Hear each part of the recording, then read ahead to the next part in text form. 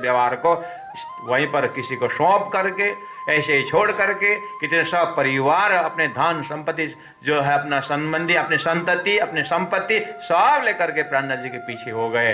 ऐसे ऐसे एक महाजागरण अभियान महामती प्राणनाथ जी के जमाने में होता। इसीलिए तो 5000 का जमात लेकर के चलना ही की मामूली बात थी। अभी जैसे थोड़ी ना ट्रांजैक्शन था, तो ट्रांसपोर्टेशन सिस्टम थोड़ी नहीं था। सब पैदल यात्रा चल रहे हैं, नदी किनारे रह के पानी पी रहे हैं, उन जंगलों में होते हुए निकलते हैं। और जिस उदयपुर मंदसौर की जो जगह है वो जंगली एरिया है और पूरा रास्ता जंगल से भरा हुआ। आज भी उस क्षेत्र में कितने बड़े बड़े जंगल है, फॉरेस्ट है। तो उस समय में आज से 400 साल पहले की ये पद यात्रा कैसी बनी होगी। तो उसी समय जंगलों में जो है ऐसा सीधी सीधी अभी जैसे 21वीं शताब्दी जैसी यात्रा ऐसा नहीं है। उस समय राजा क्रूर है, देश सारी व्यवस्था जो है ऊपर से आक्रमण करने के लिए तैयार है और उसमें भी धर्म परिवर्तन के साथ साथ वो सृष्टि परिवर्तन करने के लिए तैयार है। ऐसा देश में एक राजा बैठा हुआ है, औरंगजेब बादशाह। तो वो यात्रा कितनी कठिनाई है। और महामती प्राणनाथ जी की जो यात्रा है सीधा सीधा संत यात्रा नहीं है। यहाँ पूरा उसके धर्म परिवर्तन के टक्कर में कुरान को आगे रख करके महामती प्राणनाथ जी के मुखारबिंद से ऐसे ही टक्कर करने के लिए ऊपर वाले श्री राजी महाराज ने कुरान का सार सनंद ग्रंथ भेज दिया, खुलासा ग्रंथ भेज दिया।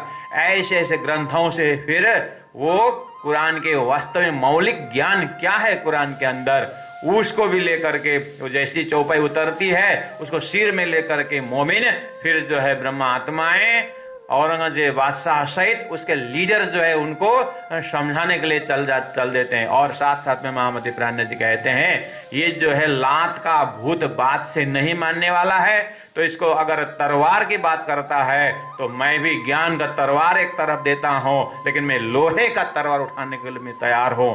फिर वो वीर रस में उतर जाते हैं और राजाओं को समझाने लगते हैं। तो फिर जाकर के मंदसौर, उदयपुर को राजा, रामनगर के राजा और एक वरिष्ठ राजा के खोज में जो देश प्रिय हैं, जो मातृभूमि जो प्रेमी है, ऐसे राजा को भी वो ढूंढ रहे हैं साथ साथ में। और उनको कंधे में कंधे मिला करके चलने वाले उन ब्रह्म आत्माओं को सारा तकलीफ को वो अपने सिर पर लिए हुए हैं और उसके लिए कोई चिंता नहीं है। लेकिन साथ साथ में सभी उस दर्जा के सुंदर साथ भी तो नहीं है ना। तो कितने जो है महामती प्राणनाथ जी को संत हृदय लेकर के आगे बढ़े हैं, कोई परब्रह्म परमात्मा का स्वरूप मान रहे हैं। तो सभी की ओर से महामती प्राणनाथ जी सब के लिए महाप्रलय तक के लिए आग्रह करते हैं श्री राजी महाराज से कि हे सुंदर सा, हे राजी महाराज, इन आत्माओं की आवाज ऐसी है, आत्मा ये बोल रहे हैं, उनकी आवाज अंदर से ऐसे आ रहा है, तो उनकी आवाज क्या है?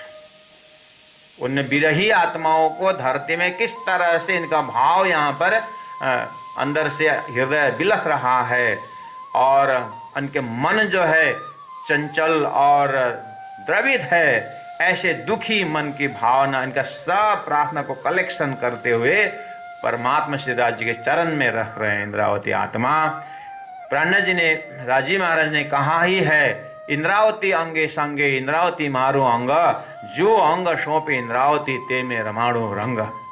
इंद्रावती को बहुत बड़ा बोझ दिए हैं उन परम धाम की आत्मा को कि सब आत्माओं को अपने घर को याद दिलाना है और सृष्टि की जड़ चेतन को मुक्ति देने का ज्ञान इनके मुखारबिंद से देना है। राजी महाराज का प्रोग्राम वो है। चौपाई उतर रही है, यात्रा आगे बढ़ रहा है, सुंदर सा जमात बढ़ रहे हैं और कष्ट भी उतना ही बढ़ रहा है। तो जैसे ही वो मंदसौर पहुंचते हैं तो उदयपुर के जो सुंदर सात के ऊपर भयंकर आक्रमण, राजनीति आक्रमण हुआ, धर्म परिवर्तन का आक्रमण हुआ। तो सुंदर सात, तत्कालीन सुंदर सात जंगलों में, कंदरों में, पहाड़ों में छिप करके रहने लगे और घर खाली और जंगल में 3 दिन में एक बैर का दाना, एक फल का दाना मिलता है। एक तरफ बच्चा रो रहा है, एक तरफ पत्नी है, एक तरफ पति है। कोई किसी को मुलाकात नहीं है और शरीर बचाने के लिए मुश्किल है। तो सुंदर सा 2-4 जंगल में इकट्ठा होकर के महामती प्राणनाथ जी को याद करते हैं। आप तो उदयपुर से आप आगे निकल गए, आगे कहाँ जाना है हमें पता नहीं। अभी के जैसा कोई मोबाइल ऐसा जोड़ करके, फेसबुक जोड़ करके, मैसेंजर से हैं महामती प्राणनाथ जी प्रणाम, आप कहाँ पहुँचे करके हाँ फोन से पूछने का हाँ वो नहीं। अभी तो घर से निकला आधा घंटा नहीं हुआ है, ठीक ठाक जा रहे हो, फिर आधा घंटा बाद में कौन सा स्टेशन आया, फिर खाए कि नहीं खाए, वो टिफिन में एक सब्जी है वो देखा कि नहीं देखा, कागज में नमक है, मिर्ची भी है, देखा कि नहीं देखा। इतना फोन करते हुए हमारा अभी का यात्रा नहीं है। वहां से मंदसौर से उदयपुर से निकले, अब आगे कहाँ जाना है कोई एड्रेस नहीं है। आगे जैसा जैसा राज्य में जही भी दे रखे राज तही भी दे, अब ले चलोगे, है ना भजन भी है। तो भजन गाओ ना।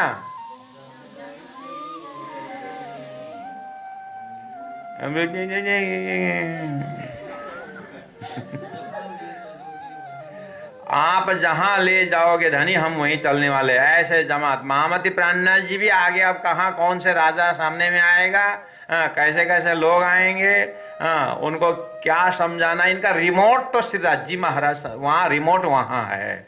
और प्राणनाथ जी को बोले प्राण आगे कहाँ जा रहे हैं, पूछना है तो फिर निकलना ही नहीं। गए तो गए, जमात आगे पीछे चल रहे हैं।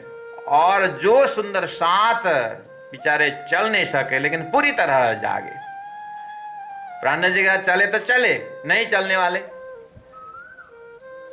उसका बादशाह का जो एक अत्याचार है वो तो कोने कोने, देश के कोने कोने में है, किसी को नहीं छोड़ा है। तो बेचारा घर में रहने वाले सुंदर सात इतना बिरही होकर के, अगर इससे अच्छा तो मर जाते, मरने के लिए तैयार, लेकिन क्या करूं, धनी ने ऐसे जगाए हैं। अभी धनी यही है, परम धाम में उठ के क्या करना है, इसलिए जिंदा रहना चाहते हैं, जागनी का ब्रह्मांड का आनंद लेना चाहते। इतना दिन तो अज्ञान में गया सो गया, अब जितना जीना है अब तो होश में जिए और राज्य को याद करते हुए जिए। इस तरह से खुशी आनंद का, इच्छा रहित जीवन जीने का, वैराग्य परक जीवन जीने का, फकीरी जीवन जीने का, आनंद से जीने की इच्छा है। जल में नहाए कोरे रहे जागे माए सुपन, ऐसे उपदेश दे के आए हैं। जल कमलवत जीना करके सिखा के आए हैं। तो जीने की बात है, संचालन वही ढंग से करेंगे। लेकिन अब हमारा जहां तुम बैठे हो वहीं पर प्रचार करना है, मुख से न हो, तुम्हारे कार्य से प्रचार करना कि परम धाम से ब्रह्मात्मा इस तरह से माया के अंदर निर्विकार होकर के कैसे जिएंगे, ऐसा जीवन जीना करके सुंदर व्यवस्था करके प्रचार करते सूरत से मेड़ता से होते हुए निकले हुए हैं। तो सब सुंदर साथ महामती, तो जब तक महामती रहते हैं उनका प्रभाव और स्वभाव से सुंदर साथ बिल्कुल आनंदित है। जैसे चले जाते हैं थोड़ा थोड़ा वाइब्रेशन तो रहता है, असर रहता है उसी तरह, लेकिन वो बेचारे सत्संग बिना प्राणनाथ जी का एक उनके प्रतिभा, उनकी जो प्रभाव से, उनके ज्ञान से तो जितना असर करता है, साल भर, 1 साल, 6 महीना, आखिर माया के थप्पड़ बार बार बार बार बार बार तो कितने वो सहन कर सकें। याद करते हैं धनी आपका वो सत्संग। अभी जैसा सुंदर साथ जी महाराज जी फेसबुक में डाल दीजिए ना, यूट्यूब में डाल दीजिए ना, हम बार बार हमको सुनने की इच्छा होती। उस समय वो नहीं था, सुना सो गया, जितना अपने मन में है जितना आप रहा। तो माया के थप्पड़ों से, ये प्रभाव से कितने दिन टिकेगा, कितने समय टिकेगा मस्तिष्क में वो ज्ञान। फिर भी जागृत आत्मा है, वो परमधाम के आत्माएं हैं, एक बार जग गए वो तो चिंतन तो नहीं भूले, लेकिन हृदय महसूस करता है, ये अंतस्करण महसूस करता है कि माया का थप्पड़, ये दुख जो है हमने धनी से मांगा हुआ है, इसीलिए ये माया अब तो इसको और पहचान हो गया है। तो परम धाम क्या ये ब्रह्मा आत्मा, इनको तो और पिटाई करनी चाहिए करके माया और जोड़ तोड़ से आ रही है। क्योंकि माया वहीं पर लगेगी ना। सोया हुआ आदमी, मतलब पलंग में सोया हुआ आदमी गिरेगा, जमीन में सोया हुआ क्या गिरेगा। परम धाम से आए ब्रह्मात्माओं को ही ये माया ज्यादा दुश्मन होकर के लगती है। इसीलिए परमधाम की ब्रह्मात्माओं तो और ज्यादा माया का शिकार होकर के बैठे हुए हैं। तो अब इनकी भावना कैसी है, किस तरह से ये तड़प रही है। उदयपुर के सुंदर साथ का सारा रिपोर्ट लेकर के कृपाराम भाई मंदसौर पहुंचते हैं और प्राणा जी वहीं थे। तो सुंदर साथ 2-4 मिल करके चिट्ठी भेजी कि जाओ कृपाराम भाई हमारी अर्जी पत्र प्राणा जी को दे दो। चिट्ठी में सार था कि हे धनी, अगर आप हमारे घर होते हुए, हमारे स्थान में, हमारे नगर में होते हुए आप नहीं आते तो हम माया में मस्त बैठे थे, डू और डाई। ऐसे अत्याचार आने वालों को हम यहाँ से सिर से धड़ से सिर को अलग कर देते और हम भी आनंदमय बैठे। अब ऐसे जगह दिया तर्क को भी नहीं बनता। पाप चीज आपने परिचय करा दिया, धर्म चीज भी आपने समझा दिया, और धर्म और अधर्म से ऊपर की बात अपने परात्म स्वरूप परमधाम की बात आपने की। और दिव्य परमधाम में बैठे बैठे हम खेल देख रहे हैं, ऐसे ऐसे ज्ञान आपने दिया है और आपके होते समय ये साक्षात्कार भी हुआ है। लेकिन आप यहाँ से चले जाने का मतलब है कि अब आप वापस नहीं आओगे, और हमारा रहना ही अब क्या हुआ, पानी बिना की मछली की तरह हम तड़प रहे हैं धनी। या तो उठाओ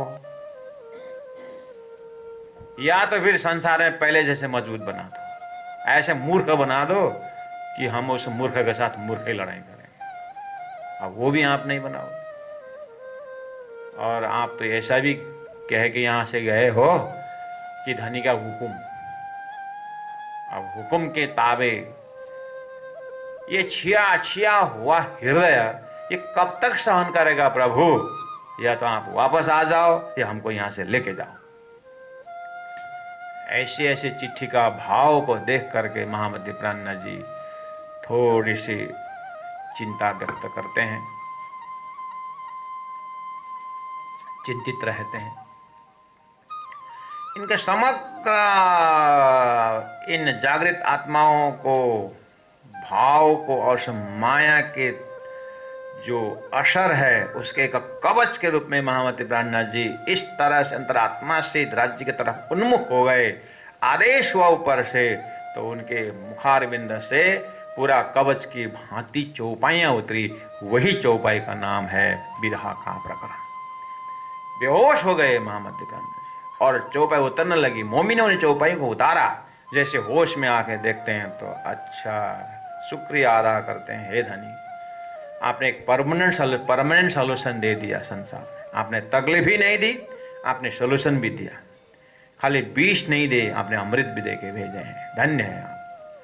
तो ये जोश में उतरी वाणी को फिर कृपाराम भाई को देते हुए कहा कि जाओ, जो सुंदर साथ या कोई भी हो जो तुम्हारे पास आते हैं या तुम उनके तकलीफ के नज़दीक पहुँचते हो तो ये जो दिव्य वाणी का पठन पाठन करने को लगा, ये पाठ करने को बोलो। जो इस महावाणी को, दिव्य वाणी को पाठ करेंगे, पढ़ेंगे, गाएंगे, जप करेंगे, उनको ऐसे राज्य महाराज प्रोटेक्शन देंगे कि माया कुछ नहीं बिगाड़ सकेगी। ऐसा आशीर्वाद दे करके कृपाराम भाई को वापस भेज दिया।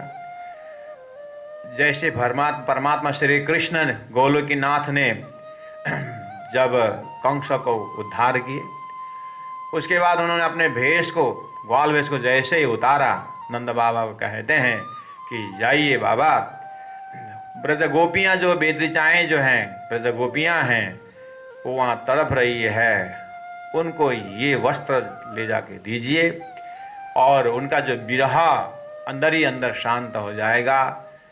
नंद बाबा को क्या पता कि उस शक्ति के, उस वस्त्र के साथ वो शक्ति जा करके अपने संबंधी गोलों की शक्ति, अक्षर शक्ति वहाँ जा करके गोपियों के अंदर प्रवेश हो जाते हैं। लेकिन गोपियाँ जिस तरह से तड़पती है श्री कृष्ण के वियोग में, उसको अगर पकड़े तो इसी तरह ब्रह्मात्माएं जो तड़प रही थी धनी सदगुरु महामति प्राणनाथ जी के वियोग में, तो ये चौपाई पाठ करने के बाद अंदर से विरह भी शांत हुआ। और दूसरी बात, जो बाहर का स्थूल आक्रमण था, वो आक्रमण भी ऐसा शांत हुआ कि वो आत्माएं, पीड़ित आत्माएं उस दुश्मन को देख रहे हैं, वो आ रहे हैं, इधर से जा रहे हैं। धनी ने कहा था सब अपने अपने जगह में हिले बिना बैठे रहें, और महामती ने कहा उस समय में कोई घर से बाहर नहीं निकलना। आज कोरोना ने किसी को बाहर निकलने नहीं दिया ना, स्टे एट होम सेफ, घर में रहो, सेफ्टी रहो। तो ये कोरोना ने भी सेफ्टी रखा और सुंदर साथ को ऑनलाइन प्रोग्राम दे दे करके बिजी रखा। सब धार्मिक संस्थाएं भी घर में बैठ बैठ करके अपना संस्था संचालन कर रहे हैं। ज्ञान का भंडार भी इसी में, और बिजनेस धंधा भी इसी में जा रहा है। सरकार कब से बोले थे ऑनलाइन बिजनेस, कोरोना ने करके दिखाया।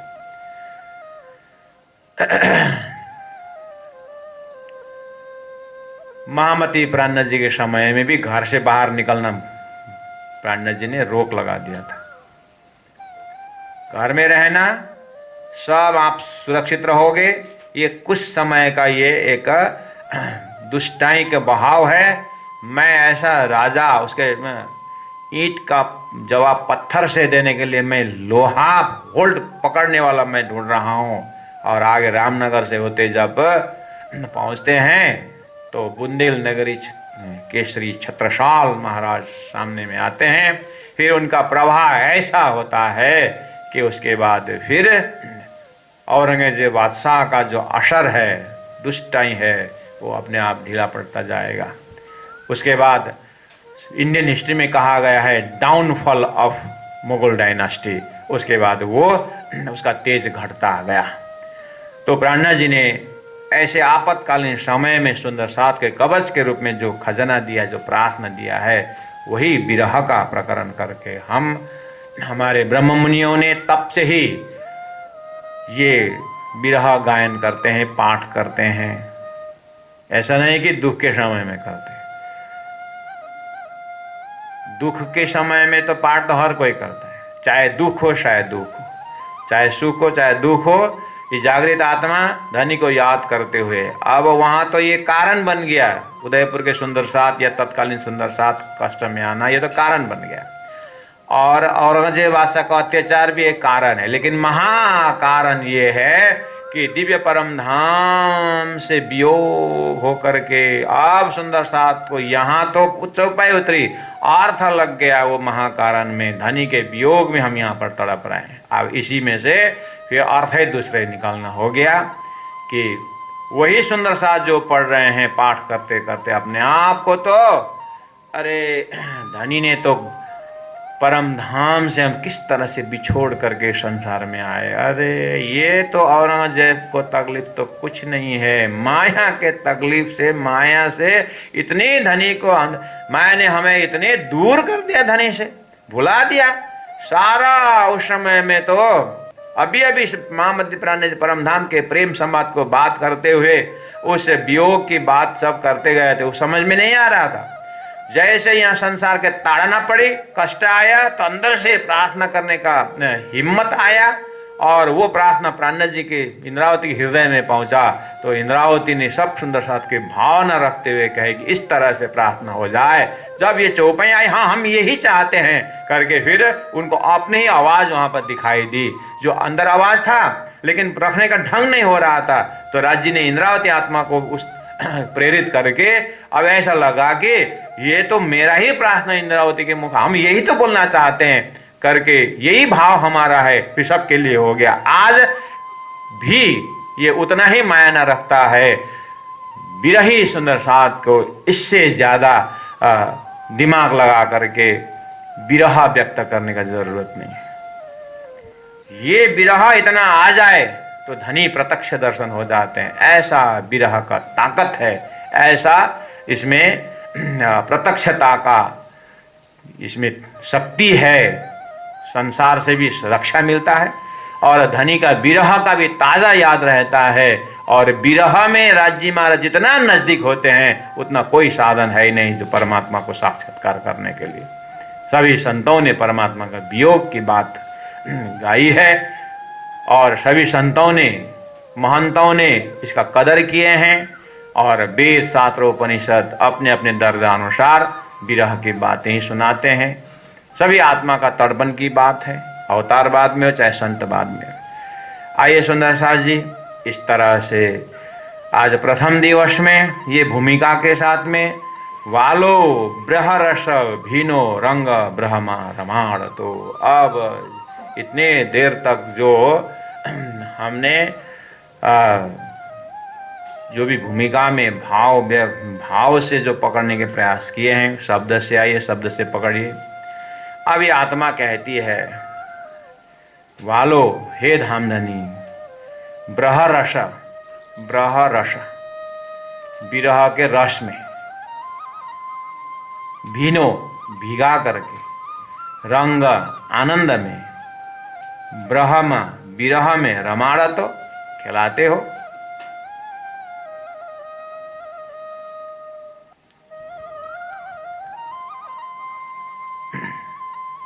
गुजराती शब्द है। वालो मतलब हे धामधनी, हे प्यारे धनी। ब्रिह विरह ब्रह रस भिनो, विरह के रस में भिगा करके। और देखिए ना, शब्द कितना कॉन्ट्रडिक्टरी है। रंग शब्द का होता है आनंद, और आनंद शब्द के साथ में विरह शब्द भी है। एक तरफ विरह, दूसरी तरफ आनंद, ये हो ही नहीं सकता है। लेकिन ब्रह्मात्माओं के लिए कितनी बड़ी परीक्षा है। धनी के विरह भी यहां पर अनुभव करना है, एट द सेम टाइम आनंदित भी रहना है, और आंख से आंसू भी नहीं निकलना है। और अड़ोसी पड़ोसी को पता भी नहीं चलना चाहिए कि आप ब्रह्म आत्माएं रो रही है।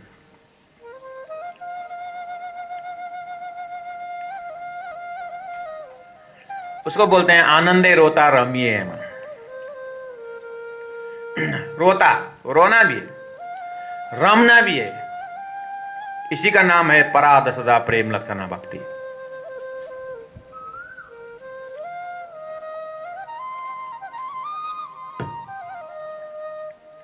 जब रोने की बात आती है तुरंत ये आदमी रो रहा है, कहने का मतलब है आंख में आंसू जरूर है।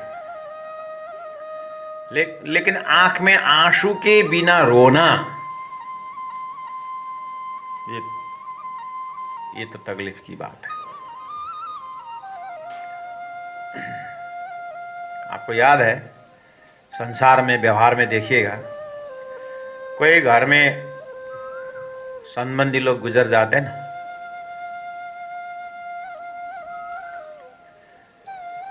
जैसे एक पति गुजर गया, उसने पत्नी अगर रोती नहीं है, पहुंची हुई पत्नी है समझो, ब्रह्मज्ञानी पत्नी, पति मर गया चले गए क्या? एक बार करके देखो संसार, हमारा पति जी गए क्या? एक दिन जाने कैसे गए। ब्रह्मज्ञानी पत्नी, लोग क्या नाम देंगे? ये तो कब से अंदर अंदर जप कर रही थी कि पति मरे, पति मरे, इसका प्रोग्राम दूसरा ही होगा। अब दुनिया क्या क्या बोलेंगे। लोक मर्यादा है, कुल मर्यादा है, वेद मर्यादा है, कम मर्यादा है। तो सही ब्रह्मज्ञानी है तो भी यहां पर एक्टिंग करना पड़ेगा महाराज।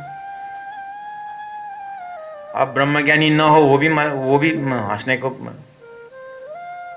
अगर हंसे तो, हाँ, इस समय में पता चलता है हंसना भी नहीं है,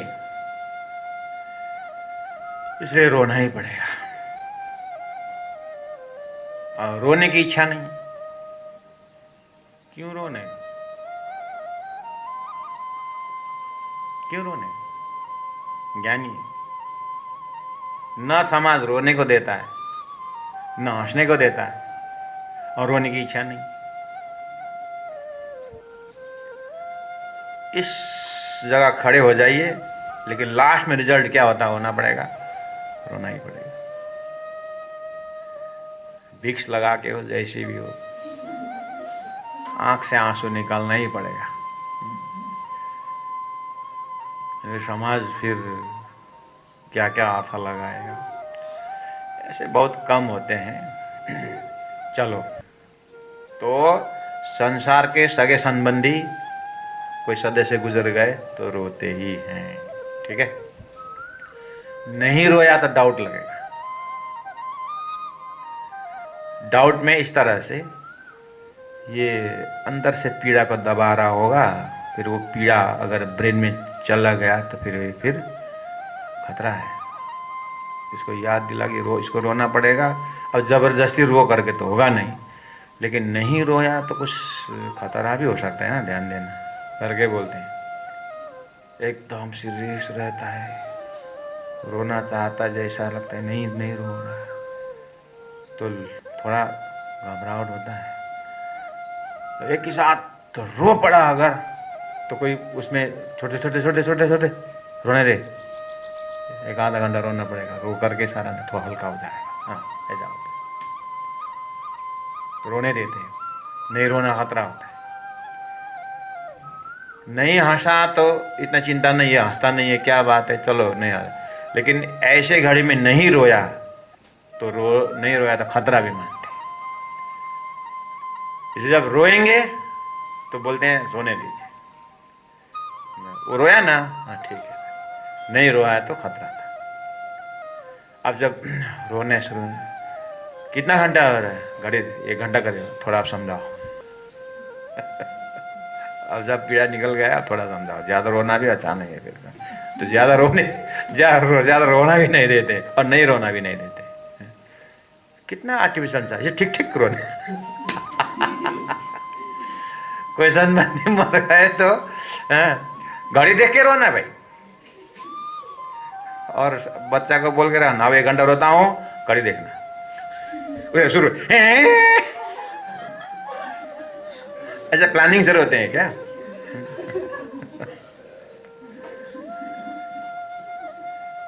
महाराज, ये संसार न रोने देता है, न ज्यादा रोने देता है, हाँ, नहीं तो नहीं रोने देता है। संसार का नियम ऐसा है। अब आइए दिव्य परम धाम की आत्माओं की गति है। महामती प्राणनाथ जी जैसे उन्होंने अपना परिचय दिया, ये प्राणनाथ धामधनी स्वरूप सुंदर सा जग गए। अरे धामधनी मेरे घर में, मेरे नगर में, ओहो, मई थी ब्रजराष्ट्र में, मही खेल में। अरे धामधनी साक्षात मूल मिलावा स्वरूप, इतने उछल रहे, इतने। अब इनकी जो मस्ती है, इनका जो आनंद है, कौन मूल्यांकन करे हैं? आप तो सुंदर साथ हैं, इतने खुश और इतना आनंद है। अब ऐसे सुंदर साथ भी है।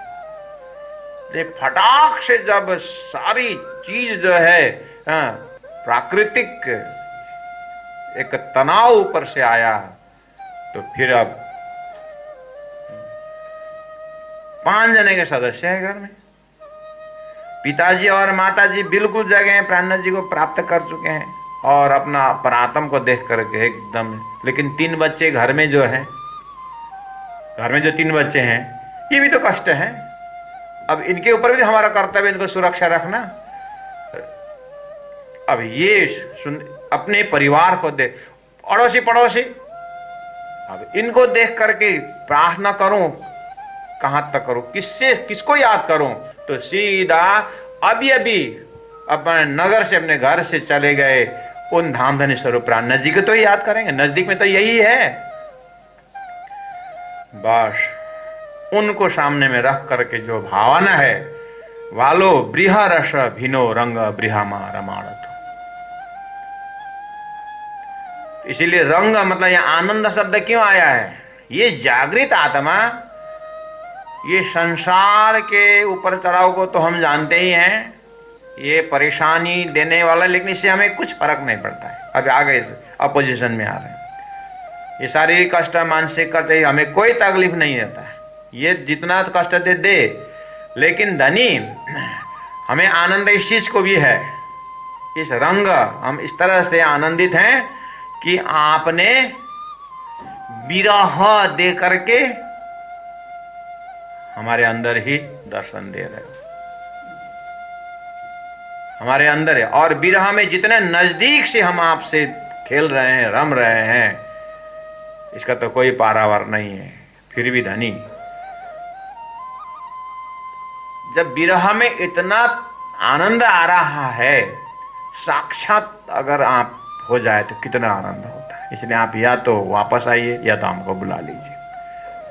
यहाँ साक्षात स्वरूप में ऐसी भाषा बोलते हुए परम धाम में आप उठा दोगे तो कितना आनंद आएगा। या तो आप इतनी ताकत दो कि आप इस धराधाम में पल पल आप प्रकट हो जाइए, या तो हमको उठा। इसे बात करने में भी आनंद आ रहा है धनी।